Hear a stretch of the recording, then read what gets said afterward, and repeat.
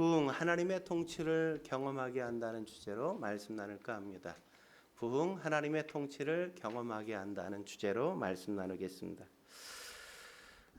여러분 선교사님 가운데 김철기, 허운석 선교사님을 아십니까? 이분들은 사실 아무도 들어가지 않는 브라질 아마존 정글에 들어가서 20년이나 무려 선교했던 아주 귀한 사역자들이시죠. 이분들이 브라질에 들어간 그 아마존에 있었던 이 인디어 부족은 브라질 사람들조차 들판에 뛰어다니는 영혼 없는 짐승이라고 여기면서 그들과 거리를 두고 가까이 하기를 거부했던 그런 한 부족이었습니다.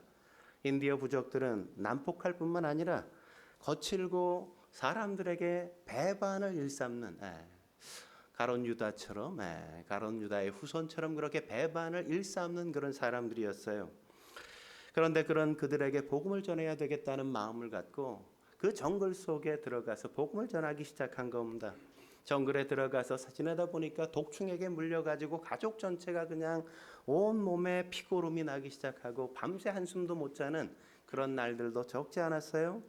그런데 그들에게 그렇게 사랑을 베풀었음에도 불구하고 그들과 함께하려고 노력했음에도 불구하고 인디어 부족 가운데 한 청년이 이 선교사님, 김 선교사님의 음식에 독을 타서 선교사님이 그걸 드시고 중태에 빠져서 거의 사경을 해배는 그런 일들까지 벌어지게 되었죠. 그럼에도 불구하고 인디어 부족에게 선교하는 걸 멈추지 않았습니다. 계속해서 복음을 전하기 위해 노력했습니다. 그들에게 찬양을 가르치고 기타도 가르치고 하나님이 지으신 소중한 존재가 바로 당신들이라고 그들에게 알려주고 예수가 우리의 진정한 구세주요 인생의 주인이시라는 것도 그들에게 가르쳤습니다. 그렇게 오래도록 가르치고 함께하면서 한 사람 두 사람이 변화되어지는 환경이 벌어졌어요. 그런데 그렇게 변화가 막 시작되어지자 그것에 찬물을 끼얹는 것처럼 안타까운 일이 벌어졌습니다. 허 선교사님이 폐암에 걸리고 만 거예요. 여선교사님이 폐암에 걸린 겁니다. 폐암에 걸렸음에도 불구하고 선교를 포기할 수 없다고 생각했어요. 수술을 했는데 수술하고 나서 요양하는 게 얼마나 중요해요. 그런데 요양을 하는 걸 뿌리치고 의사의 만류에도 불구하고 다시 정글이 나를 부른다고 그 민족에게 내가 없으면 안 된다고 그분께서 말씀하시면서 그 아직도 회복되지 않은 그 몸을 가지고 정글로 다시금 찾아가 선교를 시작하셨어요. 그런데 그때 그 이후에 놀라운 역사가 인디어 부족의 부흥의 역사가 일어나기 시작했어요. 저들이 함께 모여 기도할 때 성령이 그들에게 임하신 겁니다. 통곡하고 회개하는 역사가 일어나기 시작했고 사람들이 하나님 앞에 나와서 엎드려 기도하기 시작하는 일이 그들에게 일어난 겁니다. 큰 부흥의 역사가 있었어요. 사람들이 변화되기 시작했어요. 사람들이 변화되어지자 어떤 일이 벌어졌냐?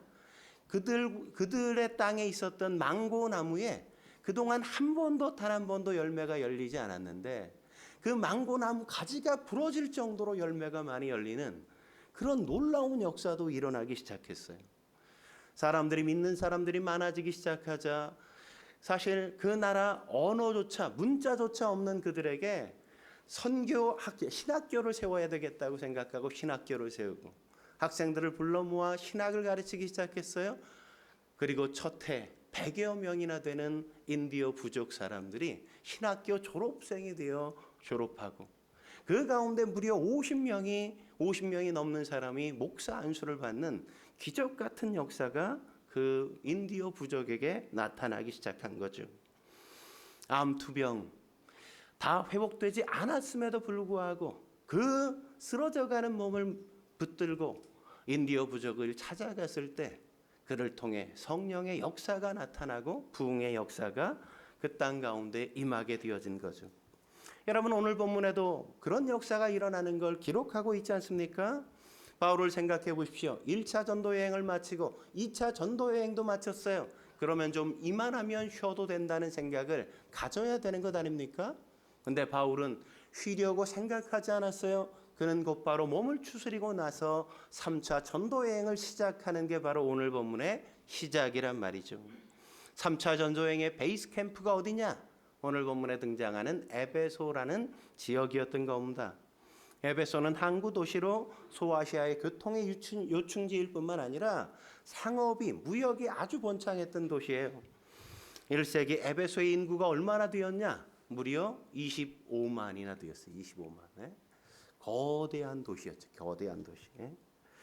그리고 헬라식으론 아르테미스, 로마식으론 다이아나 신전이 이 에베소에 가장 크게 있었던, 우상 숭배가 가장 성행했던 도시, 그것이 바로 이 에베소 지역이었던 겁니다.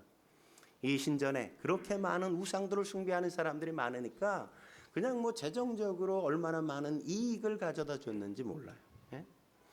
그래서 바울은 이 아시아 전도의 요충지로 에베소 지역을 선택하고 거기서 3년 동안이나 복음을 전하기 시작했던 거란 말이죠. 3년 가까워질 즈음 부흥의 역사가 시작됐어요. 놀라운 능력이 그곳에 나타나기 시작한 겁니다. 오늘 20절에 뭐라고 이야기하죠? 이렇게 기록하는 걸 우리가 볼 수 있죠. 이와 같이 주의 말씀이 힘이 있어 흥왕하여 세력을 얻으니라. 말씀이 힘이 있어. 여기서 힘이라는 단어가 무슨 의미인지 아십니까? 권능, 주권, 통치권 이런 의미란 말이죠. 부흥이 뭡니까? 사람들이 많이 모이는 게 부흥이 아니라고요. 그게 아니라 하나님의 주권이, 하나님의 권능이, 하나님의 통치권을 인정하고 살아가는 사람이 일어나는 것. 하나님의 통치를 경험하고 하나님의 통치가 내 삶 가운데 나타나고 드러나게 하는 사람들이 일어나는 것. 그게 바로 진정한 부흥이라고 성경은 말씀한단 말이죠. 저는 2023년 우리의 삶 속에 그런 역사가 있기를 소망합니다. 주의 말씀이 우리 속에 힘이 있어 세력을 확장해 가고 흥왕하는 역사가 있기를 기대합니다. 그렇다면 하나님의 통치를 경험하려면 우리가 어떻게 해야 될까요? 첫째로 성령에 붙들려야만 한단 말이죠. 성령에 붙들려야만 합니다. 여러분 2절에 보면 바울이 어떤 제자를 만나서 너희가 믿을 때 성령을 받았느냐 이렇게 묻죠. 그러자 어떤 대답이 돌아와요? 아니라 우리는 성령의 계심도 듣지 못했느니라. 이렇게 대답하지 않습니까? 이 말은 성령을 받지 못했을 뿐만 아니라 성령이 계신 것조차 우리는 알지 못했습니다. 이런 거죠. 그래서 바울이 뭐라 그래요? 다시 묻지 않습니까? 그러면 너희가 무슨 세례를 받았냐? 그러자 뭐라 그래요? 우리는 요한의 세례를 받았다 이렇게 말하죠. 여러분 요한의 세례가 뭡니까? 4절에 보면 회개의 세례라고 이야기하죠. 회개의 세례란 무슨 의미죠? 자신의 죄를 자백함으로 오실 메시아를 영접할 준비를 하는 세례. 그걸 가르쳐 회개의 세례라고 이야기한단 말이죠. 여러분 그래서 마태복음 3장 11절에 보면 세례 요한이 이렇게 말하는 걸 우리가 볼 수 있어요. 뭐라고 말하죠? 나는 너희로 회개하게 하기 위하여 물로 침례를 베풀거니와. 나는 어떤 세례를 줘요? 내가 베푸는 세례는 뭐라고요? 물로 세례를 베푸는 건데 이 물 세례는 뭐예요? 회개를 위한 회개의 세례다 이렇게 얘기하는 겁니다. 근데 거기서 끝나지 않고 뭐라 그래요? 내 뒤에 오시는 이가 있다고요. 그분은 뭐예요? 나보다 능력이 많으시니 나는 그의 신을 들기도 감당하지 못하겠노라. 그는 어떤 세례를 베풉니까? 성령과 불로 너희에게 세례를 베풀리라. 이 사실을 오늘 바울은 알고 있는 겁니다. 그래서 오늘 본문 4절에도 바울이 뭐라고 이야기합니까? 4절에 이렇게 말하죠.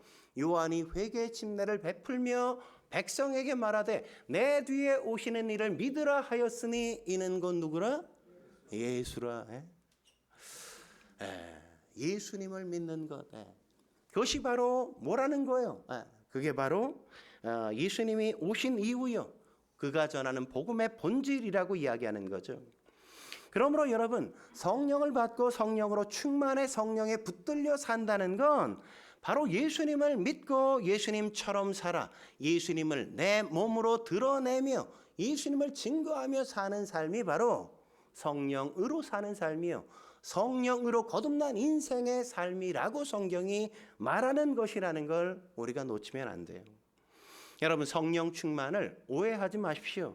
성령 충만이라는 건 방언을 하는 게 아니에요. 이적을 베푸는 게 아닙니다. 뭐 예언을 하는 것, 그런 것들이 결코 아니란 말이죠. 물론 그런 게 전혀 없다는 건 아니에요. 간혹 필요할 때 하나님께서는 그런 은사를 주시기도 하세요. 성령 충만함에 대한 거듭난 것을 증명해 주기 위해서 그런 일을 벌이기도 하세요. 하지만 보편적인 성령 충만, 그것의 특징은 뭐냐? 하나님의 은혜를 생각하며 주어진 자리에서 예수를 드러내며 사는 것으로 성령 충만의 역사는 드러나는 것이란 말이죠. 예를 들면 이런 거예요. 어느 날 한 부인이 거듭나서 성령 충만하게 되었어요. 그러자 그전에는 남편이 밤에 늦게 들어온다고 그렇게 구박하고 바가지를 긁었는데, 거듭나고 보니까 내 남편이 이렇게까지 늦게까지 일하니 얼마나 이게 고생이 될까. 그래서 그게 너무너무 안 됐게 생각이 들어서 그날부터 맛있는 저녁을 정성스럽게 준비하고, 야, 집에 와서라도 좀 쉬게 해주자, 이런 마음으로 남편을 대하기 시작하니까 남편이 가능하면 빨리빨리 퇴근하려고 노력하게 되었더라 이거죠. 남편도 마찬가지죠. 집에만 가면 맨날 아내가 왜 이렇게 구박을 해? 구박하는 소리가 듣기 싫어가지고 그냥 그렇게 안 들어가고 어떻게 하면 늦게 들어갈까 버티다가 성령으로 충만해지고 거듭나자 마음이 바뀌기 시작해요. 야, 내 아내가 왜 그렇게 구박을 많이 할까 생각해 보니까 그게 나를 사랑해서 하는 이야기구나. 사랑해서. 이게 되는 건 좀 아직도 조금 성령이 더 이렇게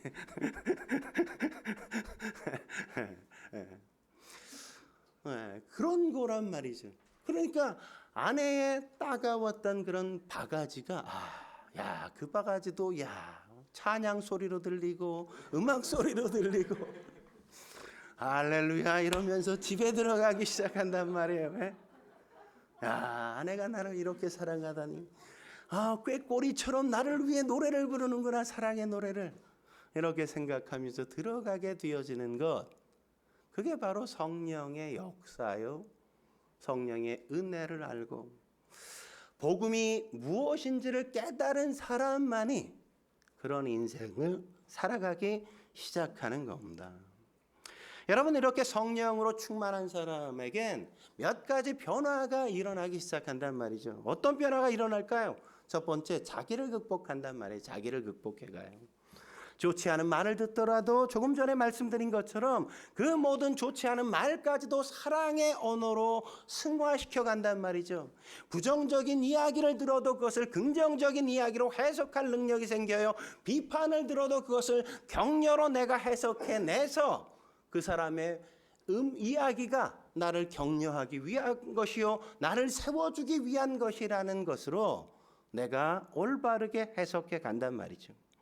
아무리 좋지 않은 환경이 내 삶 속에 펼쳐져도 이 모든 것을 합력하여 선을 이루실 하나님을 기대하면서 그 어려움을 바라보게 만든단 말이에요. 여러분, 사람의 문제는 약한 것이나 악한 것이 문제가 결코 아니란 말이죠. 그 모든 것들을 내가 소화할 만한 성령의 충만을 받지 못하고 성령의 충만을 유지하지 못한 그것이 문제가 되는 거죠. 성령으로 충만하지 못하면 늘 소화불량이, 뭘 들어도 늘 불편해, 뭘 들어도 고깝게 생각이 들어, 뭘 들어도 나를 어떻게 하려는 거 아닐까, 이런 생각으로 자꾸만 가잖아요. 그래서 뭔 일만 생기면 늘 얹혀요. 늘 소화불량에 걸려요. 난 저 인간과 도저히 더 이상 살 수 없어, 이런 생각이 내 마음속에 자꾸만 일어나는 이유는 아직 내 안에 성령의 충만함이 있지 않기 때문이에요. 성령 충만해지면 그것들이 소화되기 시작해요. 저 사람이 얼마나 힘들었으면 나한테까지 이렇게 좋은 사람이 나한테까지, 나한테 그런 말을 한 사람이 하나도 없는데 저 사람이 나한테까지 저런 소리를 하는 거 보니까 저 사람이 참 힘들었나 보다. 참 얼마나 힘들었으면 나한테까지 이렇게 못된 소리를 할까. 그렇게 넉넉하게 받아줄 마음의 여유와 여백을 갖게 된다고요. 여백을. 어떤 변화가 생길까요? 성령 충만하면 두 번째, 환경을 극복하게 되어져요. 환경을 극복해. 살다 보면 어려움이 없는 사람이 있어요? 없어요. 다 어려워요. 예? 근데 믿는 사람들에게 더 어려운 건 뭐예요? 어려운 문제도 어렵지만 그 어려움 중에 하나님 앞에 내가 어려움 때문에 기도하는데 하나님이 내게 침묵해. 그러면 그때 얼마나 야속해요. 그죠? 답답하죠. 하나님에 대해서 실망하는 마음이 우리의 마음속에 찾아올 수도 있단 말이죠. 하지만 성령으로 충만하게 되어지면 그런 침묵조차도 거절로 해석되어지지 않고 하나님이 합력하여 선을 이루어 가시는 시간이라는 걸 이해하고 믿음으로 그렇게 받아들여요. 그렇기 때문에 어려움은 도리어 우리의 믿음을 더 단단하게 만들어주고 견고하게 세워가는 역사를 만드는 시간으로 바뀌어진단 말이죠. 그러다 보니까 마침내 역경이 축복이 되어져요. 갈등이 성숙을 가져오는 걸 맛보고 경험하게 되는 거란 말이죠. 그래서 성령 충만한 사람은 역경 속에서 그 진가를 비로소 더 분명하게 드러내게 되는 겁니다. 성령 충만하게 되어지면 자신감이 생겨요. 자존감이 높아져요. 아무리 밖에서 뭐라고 뭐 그냥 날 비난하고 비판해도 난 그런 사람 아니야 이렇게 툭툭 칠 수 있는 자신감이 있다고요. 그러니까 그런 게 별로 중요하지 않아. 비난이 비판이. 나는 나잖아. 나는 하나님의 사람인데. 그러니까 다른 사람의 평가나 다른 사람의 어떤 비방이나 비난 이런 것들이 내 인생을 어떻게 뭐 이렇게 만들어가게 하는 걸 단호하게 거부하고 거절한다고요. 오늘 바울 보세요. 바울이 그러잖아요. 비방 당해요. 근데 그게 그의 인생을 파괴하거나 그의 인생을 소모하게 만들지 않는다고요. 그래서 하나님의 역사는 성령으로 충만한 사람을 통해서 역사할 수밖에 없는 거예요. 왜요? 그런 사람들을 통해 예수가 그리스도라는 게 세상 속에 멋지게 드러나기 때문에 그런 거죠. 그러므로 성도 여러분, 성령에 붙들려 살 수 있길 주의 이름으로 축원합니다. 성령 충만을 구하십시오. 그리고 성령에 사로잡혀 사시길 주의 이름으로 축원합니다. 한 걸음 더 나아가 하나님의 통치를 경험하려면 어떻게 해야 될까요? 두 번째, 제자 훈련을 해야 한단 말이죠. 제자 훈련을 해야 돼요. 여러분, 바울이 에베소에서 집중하기로 선택한 사역, 바로 제자 훈련 아니었습니까? 9절에 그렇게 말씀하죠. 9절 같이 읽어볼까요? 시작. 어떤 사람들은 마음이 굳어 순종하지 않고 무리 앞에서 이 도를 비방하거늘 바울이 그들을 떠나 제자들을 따로 세우고 두란노 서원에서 날마다 강론하니라. 제자들을 따로 세워 그들을 양육했어요. 왜 이렇게 해야만 됐죠? 바울이 복음을 전하는데 어떤 유대인들이 자꾸만 나타나서 바울을 비방한단 말이에요. 바울을 대적했단 말이죠. 왜 그렇게 한 겁니까? 이런 대적자들의 반응을 보면 그게 그냥 대적 이렇게 한번 늘어난 게 아니라 점층적으로 대적의 환경으로 발전해 가는 걸 우리가 확인할 수 있죠. 첫 번째 단계가 뭡니까? 마음이 굳어진다고요. 대적자들을 보면 마음이 굳어져 이렇게 얘기하잖아요. 마음이 굳어져. 마음이 굳어졌다는 건 뭘 말하는 겁니까? 진리를 받아들이지 않아요. 복음을 듣지 않습니다. 뭔 얘기를 해도 그냥 삐딱해. 에휴, 넌 뭐 믿음이 있으니까. 아유, 넌 목사니까. 뭐 이러면서 그건 나랑 아무 상관이 없는 것처럼 그냥 받질 않아 그냥. 그냥 자기 생각에 사로잡혀서 다른 사람의 이야기의 경청 자체가 안 되는 거죠. 두 번째 단계는 뭐예요? 순종하지 않아요. 순종하지 않아요.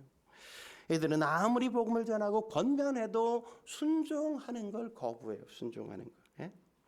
이런 사람을 보고서 이사야는 이사야에서 6장 9절에 이렇게 절규하지 않습니까? 너희가 듣기는 들어도 깨닫지 못할 것이요 보기는 보아도 알지 못하리라. 얼마나 슬픈 현실이에요. 예? 똑같이 듣는데, 똑같이 보는데 어떤 사람은 은혜를 받고 어떤 사람은 아무것도.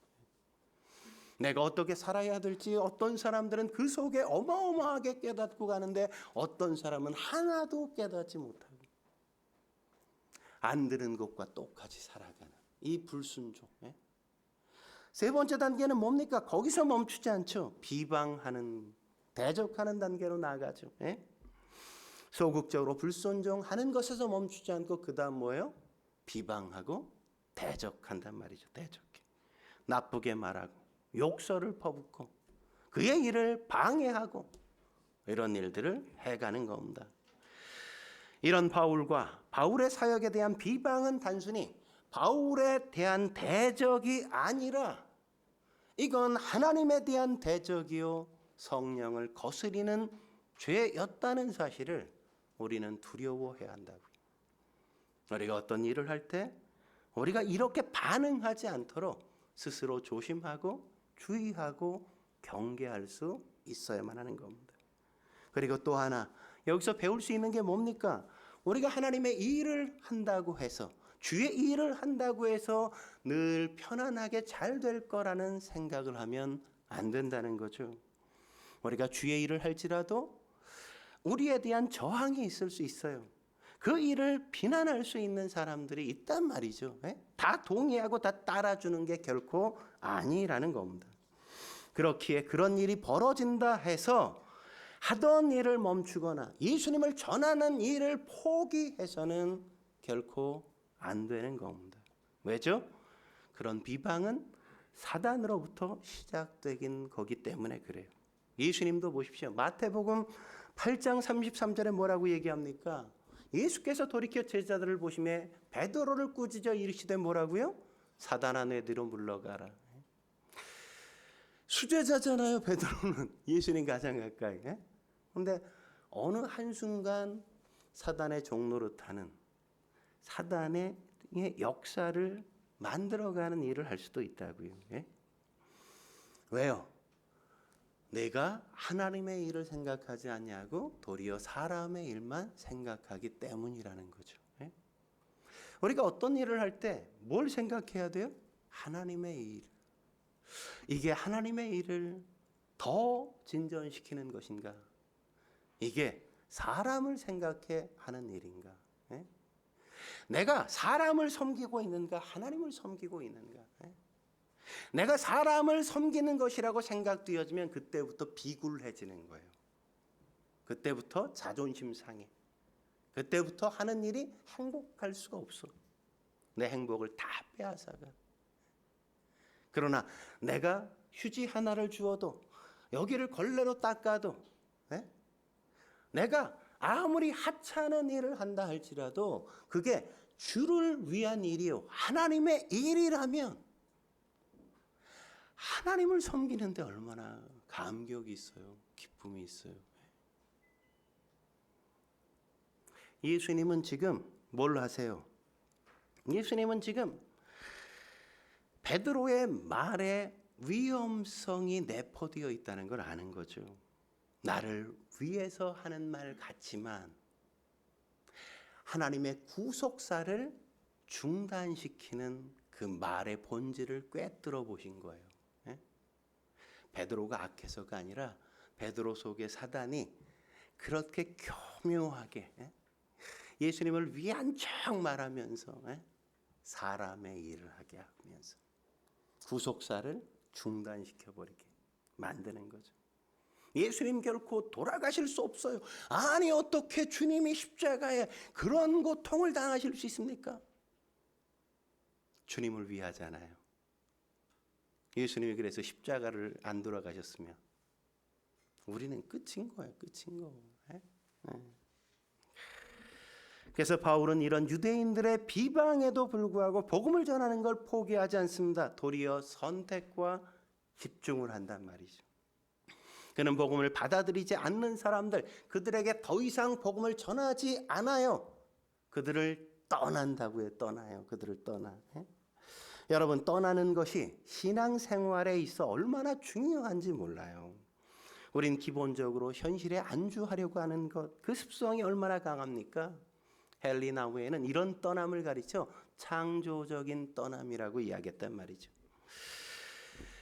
떠남은 단순히 떠난다는 건, 내가 머물렀던 자리를 떠난다는 건 두려울 수도 있어요. 불편함을 감수해야만 될 수도 있단 말이죠. 그러나 떠남은 우리에게 새로운 세계를 보게 만들고 새로운 세계를 경험하게 만드는 것 아닙니까? 여러분, 아이가 자라서 부모의 어머니의 품을 떠나야만 유치원이라는 새로운 세계를 경험하잖아요. 물론 처음에 유치원을 갈 때 얼마나 두렵겠어요. 불안할 수도 있죠. 그러나 그 세계는 또 다른 엄마 품과는 다른 세계를 경험하는 것이란 말이죠. 그렇기 때문에 잘 떠나는 게 중요한 겁니다. 진정한 변화는 언제나 떠남에서 시작이 된다는 걸 놓치지 마십시오. 나의 잘못된 습관, 나의 인간적인 생각과 계산, 내가 너무 익숙해져 있는 그 현실 속에서 나는 어쩌면 때때로 떠나야 할 수도 있을지 모른단 말이죠. 그래야만 하나님의 창조적인 역사, 새로운 세계를 맛볼 수 있기 때문에 그런 겁니다. 여러분, 에베소에 일어난 놀라운 하나님의 부흥 역시 바울이 익숙했던 사람들을 떠남에서부터 시작되었다는 사실을 우리가 놓치면 안 돼요. 그리고 두 번째, 복음을 받아들이는 사람을 제자로 따로 세웠다고요. 따로 세웠어. 여러분, 이건 어서 많이 본 건 아닙니까?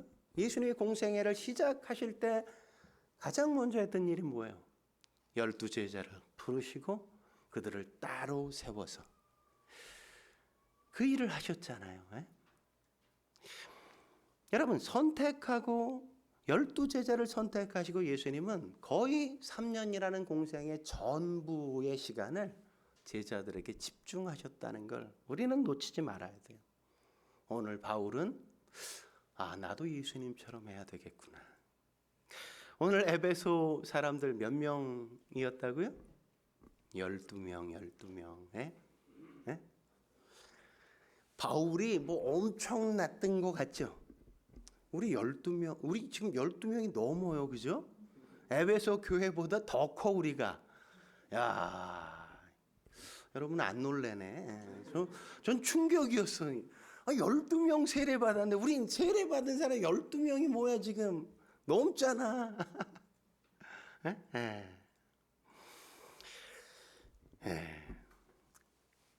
그들을 따로 세워서 하루의 일과를 시작하고 더위를 피해 잠시 쉬는 오전 11시부터 오후 4시 그 쉬는 시간에 바울은 두란노 서원에서 제자들을 불러서 하루 5시간을 그렇게 말씀을 가르치면서 주의 말씀이 그들의 삶에 힘이 있어 세력을 넓혀가게 만드신 거라고요. 여러분, 하나님의 나라는 언제나 헌신된 소수에 의해 펼쳐진다는 사실을 우리는 놓치면 안 돼요. 세상 변화는 언제나 충성된 소수에 의해 이루어져 왔습니다. 기드온의 300용사가 미디안 용사들, 블레셋 사람들을 물리치지 않습니까? 다윗을 쫓는 400명이 이스라엘 통일 왕국을 세워가게 되어진단 말이죠. 여러분, 언제까지 주일 성수만 하는 썬데이 크리스천이 되겠습니까? 이제 좀 제대로 말씀으로 훈련받아서 주님의 제자답게 내가 다시금 서서 새로운 인생 살아야 되지 않겠습니까? 저는 2023년 제자로 훈련하는 그 일들이 다시금 우리 가운데 있기를 소망해요. 저와 여러분들이 그렇게 훈련받아서 하나님의 역사를 만드는 일에 쓰임받았으면 합니다. 마지막으로 하나님의 통치를 경험하려면 어떻게 해야 될까요? 세 번째, 지역을 변혁해야 한단 말이죠. 지역을 변혁해야 돼요. 오늘 본문의 가장 놀라운 본문이 전 10절이라고 생각해요. 10절에 뭐라고 이야기합니까? 같이 읽어볼까요? 시작. 2해 동안 이같이 하니 아시아에 사는 자는 유대인이나 헬라인이나 다 주의 말씀을 듣더라.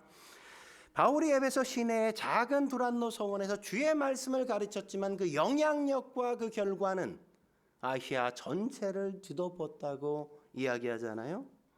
아시아에 사는 모든 사람이 다 주의 말씀을 듣더라.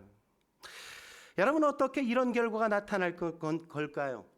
바울에게 제자 훈련을 받은 성도들이 소아시아의 각지에 흩어져서 그들이 나가서 교회를 세웠기 때문에 이게 가능했단 말이죠. 여러분, 우리가 잘 아는 골로새 교회, 바울은 한 번도 골로새에 간 적이 없습니다. 그럼에도 불구하고 골로새 교회가 세워졌던 이유는 바울의 제자인 에바브라가 골로새에서 에베소에 와서 복음을 듣고 제자 훈련을 받고 다시금 골로새로 돌아가서 교회를 세웠기 때문에 골로새 교회가 세워졌어요. 우리가 계시록 2장과 3장에 나타나는 소아시아의 7교회가 다 바울이 세운 게 아니라 그렇게 제자 훈련을 받고 갔던 그 제자들이 세웠던 교회였다는 사실을 우리는 놓치면 안 된단 말이죠. 그래서 소아시아 전체가 복음의 영향력 아래 있게 되었을 뿐만 아니라 하나님의 나라가, 하나님의 통치가 소아시아 전역에 그렇게 퍼지게 되어지고 임하게 되었단 말이죠. 저는 이런 지역의 변화는 한 사람 바울로부터 시작되긴 했지만 하나님의 은혜가 임하는 것으로 가속화되었기 때문에 가능했다고 생각되어집니다. 11절에 뭐라고 이야기하죠? 같이 읽겠습니다. 시작. 2해 동안 이같이 하니 11절 없어요? 놓쳤군요. 하나님이 바울의 손으로 놀라운 능력을 행하시니, 바울이 능력을 행한 게 아니에요. 그죠? 하나님이 바울의 손으로 놀라운 능력을 행했다고 말씀하잖아요. 네? 어떻게 이 일이 가능해? 바울은 그냥 주의 말씀을 열심히 가르쳤어. 주의 말씀을 가르치고 주의 말씀대로 살았어. 그의 통치가 내 몸에 나타나기 시작하자 그의 몸을 통해, 그의 손을 통해 하나님이 놀라운 능력을 베푸셨다고요. 어떤 능력이요? 12절에 보면 나타나죠. 바울의 몸에 걸쳤던 손수건이나 앞치마 이런 것들을 그냥 가져다가 환자에게 얹으니까 막 낫는 역사가 있고, 귀신에게 얹으니까 귀신이 떠나가는 역사가 있어요. 여러분, 주의 말씀에 붙들려 살아가고 주의 통치를 인정한다고 그런 모든 사람에게 이런 역사가 나타나는 건 아니에요. 그러나 하나님이 꼭 필요하다면 그렇게 하나님의 주권과 통치를 인정하며 사는 사람에게 그의 손을 통해 놀라운 능력이 나타나게 하실 수 있다는 사실을 우리는 놓치면 안 된단 말이죠. 여러분, 이런 놀라운 능력과 기사가 나타난 이유가 뭔지 아십니까? 사실 이런 이적과 기사는 예수님이 공생애 때 베푸셨던 이적이거든요. 그러니까 바울이 그런 이적과 기사를 나타낸다는 건 뭘 생각나게 만들어요? 예수님을 떠올리게 만들고, 그러니까 바울이 예수님의 사도라는 걸 보여주는 것일 뿐만 아니라 예수님이 전한 복음이 지금 바울이 전한 복음과 동일한 복음이라는 걸 이 이적과 기사를 통해 확인시켜 주는 거란 말이에요. 확인시켜 주는 거. 그냥 이적과 기사가 한번 야 쇼 한번 볼래? 이래서 보여주는 게 아니라고요. 야 귀신이 떠나잖아. 안진뱅이 일어나지. 그냥 사람들에게 쇼를 보여주기 위해 그런 게 아니라 바울이 지금 하고 있는 사역이 바로 예수님을 증거하고 드러내는 사역이라는 걸, 하나님의 영광을 드러내는 것이라는 걸 보여주기 위해, 증명해 주기 위해, 확인시켜 주기 위해 그렇게 베푸신 거란 말이죠. 예? 그래서 15절에 보면 어떤 말씀이 있죠? 이런 말씀이 있잖아요. 예? 귀신이 뭐라 그래요? 내가 예수도 알고 바울도 알거니와 너희는 누구냐? 예?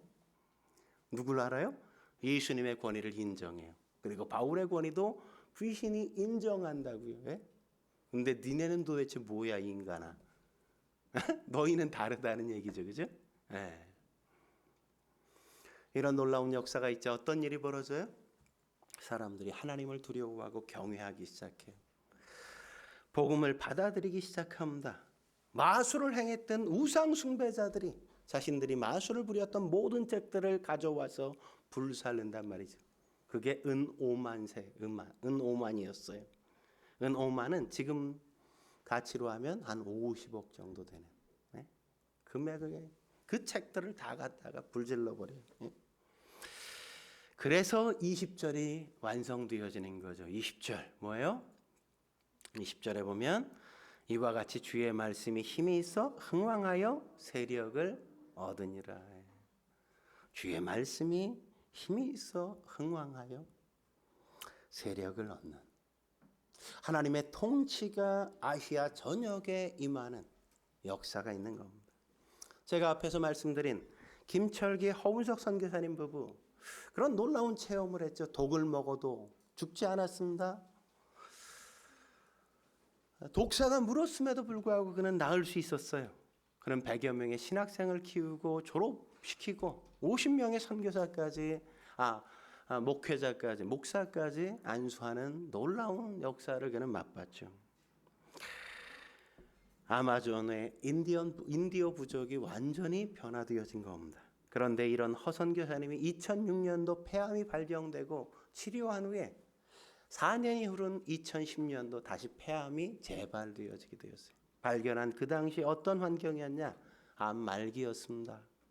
그리고 장까지 완전히 다 전이되어 앞으로 짧게는 6개월, 길게는 1년 정도 살아도 못 산다, 이런 얘기를 그분은 들어야 됐어요. 근데 그런 몸에도 불구하고 그분은 병원에 가지 않고 그때까지도 아마존에서 인디어 보족에게 말씀을 가르치고 선교사들을 키우고 교회를 세우는 일들을 지속했어요. 허 선교사님이 그 사실을 다 알고, 자기가 1년도 못 산다는 사실을 다 알고 한참 병원에서 또 치료받으면서 이런 고백을 했습니다. 사실 제가 이제 선교사로서 사람들에게 존경받을 만한 위치에 섰거든요. 그렇잖아요. 선교사로서 한 부족을 거의 복음화해내고 놀라운 부흥의 역사, 열매들이 얼마나 많아요. 그러니까 난 이제 이런 사람이야, 이렇게 할 만큼 존경받을 만한 위치에 섰어요. 제 스스로가 교만해질 수 있는 시기였어요. 그런데 이때 하나님께서 저에게 암을 허락해 주신 겁니다. 사람들의 존경보다 천국의 선물을 주시려는 하나님의 배려였던 겁니다. 사실 암이 발병하고 까닭없이 얼마나 많은 모욕과 수치를 받았는지 모릅니다. 그렇게 헌신했으면 복을 받아야지 왜 암을 받아? 수없이 사람들로부터 그런 수모를, 외면을, 비난을 당했습니다. 그런데 암으로 죽음과 투쟁하는 그 고통이 예수 그리스도를 덧입게 하는 축복의 통로가 된 겁니다. 이 생명 다하기까지 예수님을 높이다 이 땅의 사명을 마감하는 날 저는 주님 앞에 설 겁니다. 저는 이게 진정 성령에 사로잡히고 주의 말씀에 붙잡힌 사람의 성숙한 온전한 모습이 아닐까 하는 생각을 해봐요. 여러분, 주의 말씀을 사로잡히십시오. 주의 말씀의 통치를 경험하십시오. 여러분의 인생 속에 하나님이 놀라운 능력을 베푸시는 걸 여러분이 경험해 봐야 되지 않겠습니까? 그냥저냥 타종교인처럼 그냥 발바닥만 찍고 왔다 갔다 하는 게 아니라 하나님의 사람답게 살면서, 야, 그 사람 참 멋졌어, 그런 이야기 들어봤으면 합니다. 함께 기도하시겠습니다. 거룩하신 하나님 아버지, 오늘도 주님 앞에 나와 엎드려 예배하게 하시니 감사합니다. 부흥의 놀라운 역사, 하나님의 통치가 임하는 걸 경험하는 그 역사, 그것이 2023년 우리에게 임하는 걸 보고 싶습니다. 하나님, 우리의 삶에 임재해 주옵소서. 주의 말씀을 붙들게 하시옵소서. 말씀을 붙들고 사는 것이 언제나 우리의 삶에 우선순위가 되어지게 주여 도와 주옵소서. 그래서 말씀의 사람 되게 하시고 말씀을 드러내고 예수를 드러내는 인생 살아가게 해 주옵소서. 예수님의 이름으로 감사하며 기도드립니다. 아멘.